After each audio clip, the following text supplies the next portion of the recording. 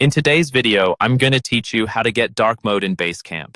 If you spend a lot of time working in Basecamp, switching to a darker theme can really help reduce eye strain, especially at night, and can make the whole interface feel a bit calmer and easier to look at.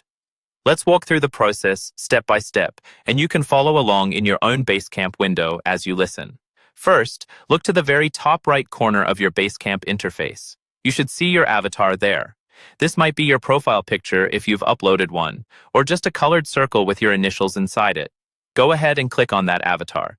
This is where Basecamp keeps all of your personal settings and account options. When you click it, a drop-down menu will appear.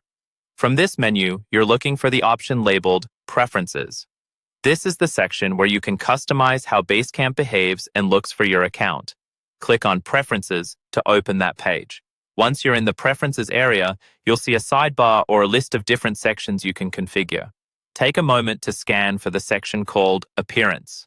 This is where Basecamp groups all of the visual and theme-related settings. Click on Appearance to open those options. Now you'll see the theme choices that control how Basecamp looks. You have two main options for dark mode. If you know you always want Basecamp to stay in dark mode, no matter what your computer is doing, choose the option labeled Always Dark. As soon as you pick this, the interface will switch to a dark theme and stay that way until you change it back. If you prefer Basecamp to follow the same light or dark schedule as the rest of your computer, choose the option called Same as OS. OS just means your operating system. With this setting, when your computer switches to dark mode, Basecamp will automatically switch to dark as well. And when your computer goes back to light mode, Basecamp will follow. Once you've selected the theme you want, that's it. The change applies instantly, and you don't need to refresh the page or restart anything.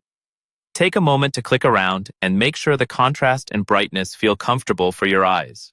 You can always return to your avatar, open Preferences, and adjust the appearance settings again if you want to switch between themes later.